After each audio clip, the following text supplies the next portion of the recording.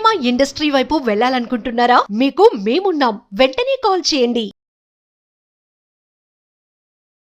Hi viewers, India's largest digital media network Suman టీవీకి స్వాగతం. ప్రస్తుతం మనతో ఉన్నారు motivational speaker and language trainer Vijaya Bangaru Amma. మనం మామూలుగా చూసుకుంటే ఇంతకు ముందు అంటే పాతకాలంలో విడాకుల సంఖ్య చాలా తక్కువ ఉండేది. కానీ ఇప్పుడు ఎలా అంటే ప్రతి ఫ్యామిలీలో అంటే పెద్ద ఒక జాయింట్ ఫ్యామిలీ పెద్దగా చూసుకుంటే ఆల్మోస్ట్ విడాకులు అవుతూనే ఉంటాయి. అవునండి. అంటే విడాకులకు కూడా ఒక ఏజ్ లేకుండా పోయిందమ్మా. పెళ్ళైన సంవత్సరానికి, లేకపోతే పెళ్ళై 20 ఏళ్ళైన తర్వాత కూడా, 30 ఏళ్ళు అయిపోయిన తర్వాత కూడా, వయసులో ఉన్నప్పుడు ఎంత తోడు కావాలని ఒక పెళ్లి చేసుకుంటామో, వయసు అయిపోయిన తర్వాత కూడా ఒక తోడు కావాలి అని అనుకుంటూ ఉంటాం. అంటే ఆ టైంలో తోడు కావాలి అనుకున్న టైంలో కూడా విడాకులు తీసుకునే వాళ్ళు ఉన్నారు. ఇంకా లాస్ట్ ఏజ్ లో అంటే ఈ విడాకులు ఎక్కువగా తీసుకోనికి అసలు రీజన్ ఏంటమ్మా? అంటే పాపం ఒకటి అడ్జస్ట్ అయిపోయి లాస్ట్ మూమెంట్ లో బయటకు వస్తే ఆ ఏజ్డ్ వాళ్ళు కూడా విడాకులు తీసుకుంటారా? మీరేమో 1 సంవత్సరం అంటున్నారండి. 2 నెలలు 3 నెలలకే 1 నెలకే విడాకులు తీసుకున్న వాళ్ళు చాలా మంది ఉన్నారండి. ఇదంతా దీనికంతా ఏంటండి మూల కారణం? అంటే ఒకరినొకరు అర్థం చేసుకోలేకపోవడం అనమాట. అసలు అంటే నువ్వేంటి నేనేంటి, జీవితంలో మన ఇద్దరం కలిసి ట్రావెల్ చేయాలనుకున్నప్పుడు సో మనం కొన్ని విషయాలు తప్పకుండానండి, ఒకరి జీవితంలోకి ఒకరు కొత్తగా వచ్చారు అని అనుకుంటే, మనం ఒకరి జీవితంలోకి వెళ్ళాము అని అనుకుంటే కంపల్సరిగా కొన్ని మార్పులు అనేది కంపల్సరిగా జరుగుతాయండి. సో ఆ మార్పులు ఎలా ఉంటాయంటే, మనకు మనం లైఫ్ లో అడ్జస్ట్ అవ్వడం మాత్రం కంపల్సరీ అండి. సో ఇప్పుడు మీ సాంప్రదాయాలు నా సాంప్రదాయాలు వేరే, మీ ఇంటి ఫ్యామిలీ మీ ఫ్యామిలీ వేరే, నా ఫ్యామిలీ వేరే. సో నేను రాగానే నాకు అన్ని ఇష్టం వచ్చినట్టుగా మీ ఇంట్లో జరగదు. అట్లాగే అమ్మాయి ఒక ఇంటికి వెళ్ళినప్పుడు అన్నీ మీకు ఇష్టం వచ్చినట్టుగా అమ్మాయికి కూడా జరగదు. అలాంటప్పుడు ఏమవుతుందంటే, నువ్వు అప్పుడు అలా చెప్పావే ఇలా చెప్పావే, నువ్వు అలా వాడే అంటే మరి ముఖ్యంగా అబ్బాయిలు ఏమంటారంటే, లేదు నీ వ్యతిరేకంగా ఎందుకంటే అప్పుడు మోజు ఉంటది కదండి, నీ వ్యతిరేకంగా ఏమీ జరగదు, అన్నీ నీకు ఇష్టం వచ్చినట్టే జరుగుతాయి, నేను చూసుకుంటానని ఒక హామీ ఇస్తాడు. ఓకే, ఆ హామీ ఎంతవరకు ఉంటుందంటే పెళ్ళయ్యేంత వరకే ఉంటుంది. పెళ్ళైన తర్వాత ఇంట్లో ఆడపడుచులు ఉంటారు, అత్తయ్య గారు ఉంటారు, మామయ్య గారు ఉంటారు, ఇంకా మిగతా వాళ్ళందరూ ఉంటారు. సో మిగతా వాళ్ళందరికీ నువ్వు చెప్పినట్టుగా వాళ్ళు వినాలని రూల్ లేదు కదా. ఇప్పుడు మీ ఆవిడ నిన్న వచ్చింది, ఆమెకు అనుకూలంగా వీళ్ళు మారమంటే వీళ్ళు మారరండి. సో వీళ్ళు ఏం చేస్తారంటే ఫాల్స్ ప్రామిసెస్ చేస్తారు అనమాట అబ్బాయిలు మరి ముఖ్యంగా. అలాంటిదంతా ఏమి లేదు, నీకు ఇష్టం, నీకు అసలు ఆమె చెప్తుంది అనమాట. ఏమని చెప్తుంది అంటే, నీవు నా మీదే చాలా ఇష్టం కదా, అదొక బ్లాక్ మెయిలింగ్. నన్నే పెళ్లి చేసుకుంటే నేనైతే 10 దాకా నిద్రలేవాను, నేనైతే వంట చేయను, నేనైతే ఏం పర్లేదు, నీకెందుకు, నేను చూసుకుంటానంటాడు. ఓకే, నువ్వు కాలు తిరుగుతా, నేను దిగుతాను అంటే నేను వంగుతాను, నా వీపు మీద కాలు పెట్టు అనే పరిస్థితి వస్తుంది అనమాట. అంత లెవెల్ ఉంటుంది ప్రేమ. రేపు తర్వాత పెళ్లి కాకముందు పెళ్లి అయిన తర్వాత ప్రాక్టికల్ గా నీవు ఆలోచిస్తే నీకు అది జరగదండి, ఏమీ జరగదు. సినిమాలలో లాగా నిన్ను ఇంటికి రాగానే ఓ మల్లెపూలు చేతికి కట్టుకొని నిన్ను రింగులని ఎత్తుకొని ఎవరు తిప్పరండి. ఆడి బాధ్యతలు వాడుకుంటాయి. సో ఎక్స్పెక్టేషన్స్ అనమాట. పెళ్ళైన తర్వాత పెళ్లి కాకముందు ఉన్నట్టుగా అబ్బాయిలు 100% ఉండరండి. ఎందుకంటే బాధ్యత, ఒక సంసారం తర్వాత నీవు ఫ్యామిలీ మెయింటైన్ చేయాల్సిన అవసరం ఉంటది. ఇది వరకు ఏముంది, పలానా చోట కలుసుకో, పార్క్ కు రా, ఇంకొక చోట్ల లేకపోతే కాసేపు కూర్చుందాము, ఎవరి కాళ్ళు బై చెప్పుకున్నారు. కానీ ఇప్పుడు కాదు కదా, ఇది ఒక బాధ్యత ఉన్నప్పుడు నీవు అలా ఎలా అవుతుంది, నీ ఇంతకు ముందులాగా లైఫ్ కాదు. అమ్మాయిలు కూడా కొంచెం అర్థం చేసుకోరండి. అర్థం చేసుకోకపోవడం అనేది చాలా తక్కువయ్యే. ఏమన్నంటే, నువ్వు పెళ్లి కాకముందు ఇలా చెప్పావు కాబట్టి నీకు నాకు లేదు, ఇంకా మధ్యలో ఉంటారు చూడండి ఈ అమ్మగారు. కరెక్ట్ అమ్మ, మీరు చెప్పింది. ఇందాక అన్నారు కదా, పెళ్ళైన సంవత్సరం కాదు, 1 నెల 2 నెలలు 6 నెలలు నెల అంటే చాలా ఎక్కువ. దారుణం ఏంటంటే, ఎవరన్నా చెప్పారు వీళ్ళ ఫ్రెండ్స్ అమ్మాయిల కంటే ఇంకా వీళ్ళకి అప్పుడే వీళ్ళ హస్బెండ్ గురించి మైండ్ లో తిరుగుతూ ఉంటది, అక్కడ స్టార్ట్ అయిపోతుంది. అలా కాదండి, ఇప్పుడు అలా చెప్పినప్పుడు వాళ్ళు మీ ఇద్దరు కలిసి ఉన్నందుకు సంతోషంతో చెప్పారా, లేకపోతే జలస్ తో చెప్పారా, వాళ్ళ ఉద్దేశం ఏంటని తెలుసుకోవట్లేదు. ఇదిగో పలానా అమ్మాయి చెప్పింది, నువ్వు ఏదో అంట కదా అని అంటే మరి ఏం చేస్తాడు, వాడికి ఏదో అవసరం ఉండి ఏదో ఫోన్ మాట్లాడడం, అది కూడా వీళ్ళు భరించలేదు అనమాట. ఇదంతటికి కారణం ఏంటంటేనండి, అర్థం చేసుకోకపోవడం. ఒకరికొకరు అర్థం చేసుకుంటే ఇలాంటి చిన్న చిన్న ప్రాబ్లమ్స్ ఒక పెద్ద భూతబ్దంలో చూపించి ఇదే పెద్ద సమస్య అనుకుంటున్నారు. ఆ సమస్య అంటే ఒకరికొకరు పరిష్కరించుకోవాలని అనుకోవట్లేదండి. ఎంతసేపు వచ్చేసి కోర్టు పోలీస్ స్టేషన్. అంటే విడాకులు తీసుకునే సంఖ్య ఎంత ఉందో దానికి మించి బ్లాక్ మెయిల్ చేయడం, నేను చేయడం. విడాకులు ఇచ్చేస్తా నీకు ఈ సంఖ్య ఇంకా ఎక్కువ ఉంటుంది, ఇంకా అయిపోయింది, ఇంకా ఎక్కువ అయిపోయిందండి. ఇంకా అరే, ఇవన్నీ దానికి నీకు విడాకులు. అడ్జస్ట్మెంట్ అనేది లేదండి. లైఫ్ అంటేనే అడ్జస్ట్మెంట్ అండి. మనం ఎప్పుడు లైఫ్ అంటే, జీవితం అంటే మనం అనుకున్నట్టుగా ఎప్పుడు జరగదండి, ఎప్పుడు ఉండదు. ఎప్పుడు ఇంకొకటి ఏంటంటే వీళ్ళిద్దరు సంపాదించుకుంటున్నారు. నువ్వెంత సంపాదిస్తావు, నేనంత సంపాదిస్తున్నా, నీకు నాకేంటి తేడా? నువ్వు 2 లక్షలు అంటే నేను 3 లక్షలు సంపాదిస్తున్నా. దీనికి తోడు అగ్నిలో అజ్యం పోస్తారు.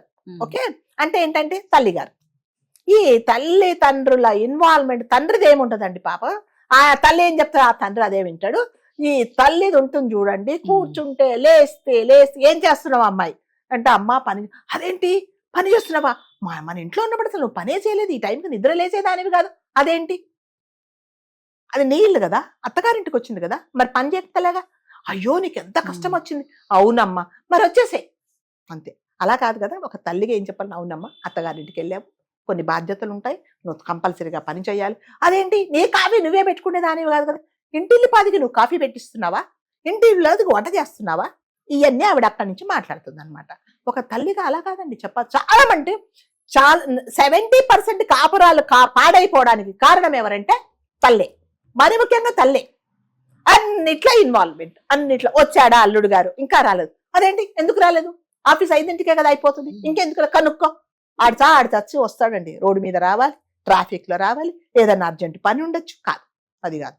సో ఫస్ట్ రావాలి, వస్తే గానీ ఎవరికి మనశ్శాంతి. మళ్ళీ 10 సార్లు వచ్చాడా, ఎందుకు వచ్చాడు, ఎందుకు లేటుగా వచ్చాడు. సరే వాళ్ళిద్దరిని ఏదో కొన్ని రోజులు వదిలేయండి. ఇంకొకటి ఏంటంటే పెళ్లి కాగానేనండి ఎప్పుడైనా సరే కొంత అబ్బాయి కానీ అబ్బాయిని కొన్ని రోజులు వదిలేయండి. ఇటువైపు కానీ అటువైపు కానీ ఎవ్వరు ఇన్వాల్వ్ అవ్వద్దు. మీకు గవర్నమెంట్ సర్వీస్ లో ప్రొవిషనరీ పీరియడ్ అని ఉంటుంది. అంటే అపాయింట్మెంట్ ఆర్డర్ రాగానే కొన్ని రోజులు, సంవత్సరం పాటు మీ పర్ఫార్మెన్స్ చూసిన తర్వాతనే మిమ్మల్ని రెగ్యులరైజ్ చేస్తారు. అది గవర్నమెంట్ సర్వీస్ చేసే వాళ్ళకి తెలుస్తుంది అనమాట. సో అప్పుడు ఏంటంటే మీరు అన్ని తెలుసుకుంటారు, కష్టాలేంటి నష్టాలేంటి, నేను ఇక్కడ ఎలా పని చేయాలని తెలుసుకున్న తర్వాత మీ పర్ఫార్మెన్స్ బాగున్న తర్వాత రెగ్యులరైజ్ చేస్తారు. అట్లాగే వీళ్ళిద్దరిని కలిసి ఉండనియండి. కొట్టుకుంటారో తిట్టుకుంటారో, లేకపోతే ఒకరినొకరు అడ్జస్ట్ చేసుకుంటారో, ఒకరినొకరు ఇంకొకటి ఏదో పంచుకుంటారో, ఇంకొకటి చేసుకుంటారో ఉండనియండి. వాళ్ళ మధ్యలో ఇన్వాల్వ్ అయిపోయి సగము వీళ్ళు పాడు చేస్తున్నారు అనమాట. పెళ్ళైన తర్వాత కనీసం ఒక 2 నెలలు వాళ్ళని వదిలేయండి, వాళ్ళని వదిలేసేయండి. కాదు నిమిషానికి ఫోన్ అండి. ఈ తల్లులకు పని ఉంటుందో పాట ఉంటుందో నాకైతే అర్థం కాదండి. నాకు తెలిసిన ఫ్యామిలీ బికాస్ ఆఫ్ తల్లి వల్లనే వాళ్ళు విడిపోయారండి. ఎందుకంటే ఇదే మానం ఫోన్లే. ఏం చేస్తున్నావు, నువ్వెందుకు అత్తగారికి చేసావు, నువ్వెందుకు ఆడపడుచుకు చేసావు. ఒక తల్లిగా మనము మన పిల్లలకి ఏం చెప్పాలంటే బాధ్యతగా ఉండమ్మా. ఒకటి ఏంటంటే అల్టిమేట్గా ఏంటి, నీకు కష్టం వచ్చినప్పుడు నేనున్నాను అనే ఒక భరోసా ఇస్తాం. ఎవరైనా తల్లిదండ్రులు ఇస్తారండి. అది ఇప్పుడేమంటారంటే ప్రతిసారి కాఫీ 2 కప్పులే కదా, కాఫీ నువ్వు 1 కప్పే కదా, 2 కప్పులు ఎందుకు పెట్టావు, వచ్చే నీకు అంత చేత కాదు. అలా కాదు కదండి జీవితం అంటే. మరి నువ్వు ఎందుకు పంపించావు, నీ కూతురు నువ్వు అంత వదిలిపెట్టి ఉండనప్పుడు నువ్వు అసలు పెళ్ళే చేయకుండా ఉండాల్సింది కదా. నువ్వు ఎందుకు పంపించావు అక్కడికి? సంసారం చేసుకోవాలి, వాళ్ళతో పాటు తల్లిదండ్రులతో అడ్జస్ట్ అయిపోవాలి, ఆడపడుచులతో అందరూ ఉంటారండి. ఫ్యామిలీ అంటే అదే. అంతేగాని అడ్జస్ట్మెంట్ అనేది ఏమీ లేదండి. ఇప్పుడు అడ్జస్ట్మెంట్ అనేది 100% లేదు. అంతసేపు వచ్చేసి నువ్వు ఎక్కువ నేను ఎక్కువ, నువ్వు డబ్బులు సంపాదిస్తూ నేను డబ్బులు సంపాదిస్తున్నా, నువ్వు పెళ్లికి ముందు అది చెప్పావు, ఇప్పుడు నీ మాట నిలబెట్టుకోవట్లేదు, చలో బ్రేకప్, పోలీస్ స్టేషన్ కంప్లైంట్, దాని తర్వాత కోర్టు. పెళ్లి పాపం తల్లిదండ్రులు పెళ్లి చేసిన అప్పులు కూడా తీరవండి, వీళ్ళు బ్యాగ్లు పట్టుకొని వచ్చేస్తారు. సో అడ్జస్ట్మెంట్ అనేది లైఫ్ అంటేనే అడ్జస్ట్మెంట్ అండి. కొన్ని మనం అనుకున్నవి అనుకున్నట్టుగా ఎప్పుడూ జరగవండి. ఇది సినిమా కాదు. ఇప్పుడు ఈ సెలబ్రిటీస్ వీళ్ళు ఏం చేస్తున్నారంటే, వీళ్ళకి ఎగ్జాంపుల్ సెలబ్రిటీస్ వాళ్ళ లైఫ్ వేరేనండి. వాళ్ళ లైఫ్ కంప్లీట్లీ డిఫరెంట్. మనకు సాధారణంగా మనం ఉండే లైఫ్ ఉండదండి వాళ్ళకి.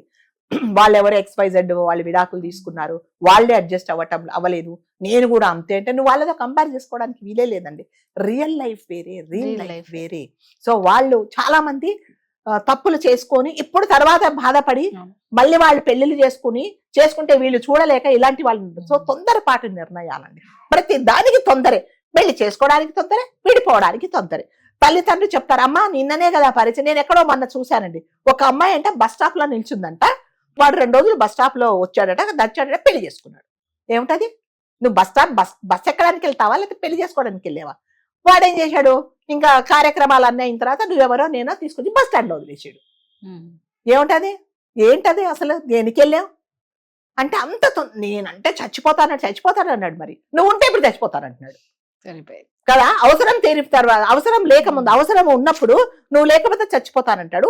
అవసరం తీరిన తర్వాత నువ్వు ఉంటే చచ్చిపోతానని తీసుకెళ్లి నువ్వు చచ్చిపోతానంటాడు. లేకపోతే వాడని నువ్వు చంపేస్తున్నాడు. బస్ స్టాండ్ లో బస్సు కోసం వస్తావా, నువ్వు దేనికోసం వస్తావు? అంత అసహ్యం, అంత ఆడపిల్లలంటే అంత ఇదైపోయారండి. ఒక సెల్ఫ్ కంట్రోల్ లేదా మీకు? అందుకనే మగపిల్లలు ఏమన్నారంటే అది ఇది అని మాట్లాడుతున్నారండి. వింటే చాలా బాధేస్తుంది అనమాట. అదేంటది, అది ఇలాంటిది అని మాట్లాడుతున్నారు. సో ఈ తొందరపాటు వల్ల పెళ్లి చేసుకోవడాలు, విడిపోవడాలు. మీరు జీవితంలో ఎప్పుడు సిక్కపడతారు? ఇంకా పిల్లలుంటే ఇంకా అదొక గోల. ఇంకా నువ్వా నేనా అని ఎక్కడెక్కడో నేను చదివాను, ఇద్దరు కోర్టుకి వెళ్ళారంట. ఏంటి, ఒకటే అమ్మాయిట. మరి కోర్టుకే వచ్చారు కదా, మరి ఈ అబ్బాయి ఎవరి దగ్గర ఉండాలి అంటే వాడు చెప్పాడట, ఆ జడ్జి గారు చెప్పారట, ఒక పని చేయండి, ఇంకొక అమ్మాయిని కన్న తర్వాత రండి, అప్పుడు విడాకులు ఇస్తారని చెప్పాడట. అంతే మరి అంతే కదా. మరి ఇద్దరులో ఎవరు పంచుకోవాలి, కోసుకోరు కదా. పంచుకోవడం ఎందుకు, అప్పుడు రండి అంటే విడాకులు తీసుకోవడం అనేది ఫిక్స్డ్. ఇంకొక అన్న తర్వాత రమ్మని చెప్పారంట. అంటే ఒక బాబు ఒకరికి అన్నట్లు. సో అప్పటికి కూడా మీకు అంటే ఇది ఉండాలండి. అంటే విడాకులు అనే దానికి ఇది వరకండి సంసారాలు ఒక తల్లి తండ్రి విడిపోయారంటే దానికి చాలా కారణాలు ఉన్నాయండి. సో వాళ్ళు 99.9% అడ్జస్ట్ అవ్వడానికే ట్రై చేస్తారు. 1% అవ్వలేదు అని అనుకుంటే తప్పకుండా ఇప్పుడు లేదండి. అంటే ఇదంతా ఏంటంటే ఎక్కువ తక్కువ, నేను సంపాదిస్తున్నా నీకంటే నేను ఎందులో కూడా సరిపోను, నీకంటే నేను ఎందులో కూడా అదేంటి తక్కువ కాదు, నీకంటే ఎక్కువే, ఏంటయ్యా నువ్వు మా అమ్మాయిని ఏంటో అంటున్నావంట, నీకంటే ఎక్కువ సంపాదిస్తుంది అని వీళ్ళు పైనుంచి వస్తారు. ఇంకా వీళ్ళనే సూట్ కేసు తీసుకొని వెళ్ళిపోయి ఆవిడన్నో దిగిపోద్ది అనమాట. ఏంటి అనేసి మధ్యలో అటు ఇటు జరిపేసి కూతుర్ని తీసుకొని వెళ్ళిపోతుంది. నీవు తల్లి తండ్రి కూడా ఆలోచించుకోవాలి, నేను జీవితాంతం నా కూతుర్ని చూసుకుంటానా అనేది నువ్వు కూడా ఆలోచించుకోవాలి. రేపు పొద్దున తొందరపడి నిర్ణయం తీసుకొని పెళ్లి చేసుకుని విడాకులు తీసుకున్న తర్వాత కంపల్సరీగా అరే నేను చిన్న విషయానికి నేను ఎందుకు ఈ నిర్ణయం తీసుకున్నానని అని నువ్వు బాధపడితే వచ్చేది ఏమీ లేదండి. ఏదైనా చిన్న సమస్యలు ఉన్నప్పుడు కూర్చొని మాట్లాడుకోండి. ఇది ఏంటి, ఇది మనం విడాకుల దాకా వెళ్లాల్సిన పరిస్థితి అనేది.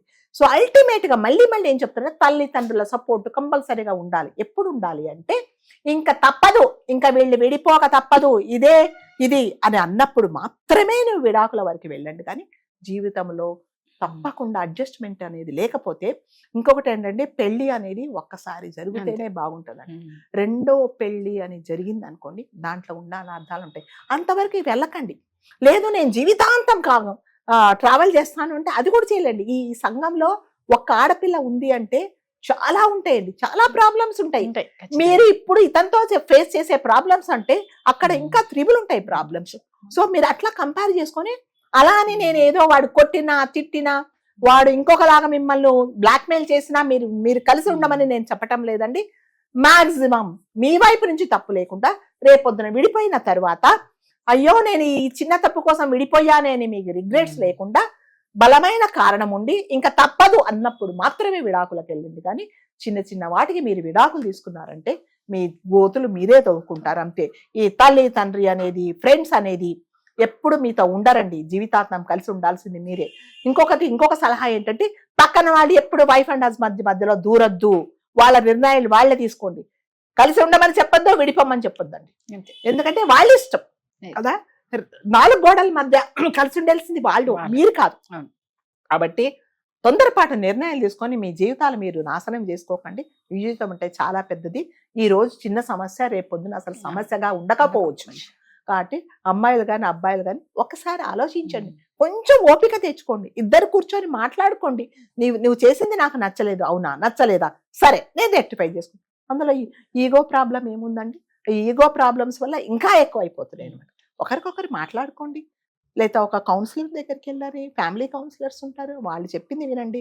ఇప్పుడు లాస్ట్కి ఏమైతుందంటే వాళ్ళు చెప్పింది కూడా వీళ్ళు వినట్లేదండి అసలు. ఇంకా వాళ్ళకు కూడా విసుకొచ్చేస్తుంది అనమాట.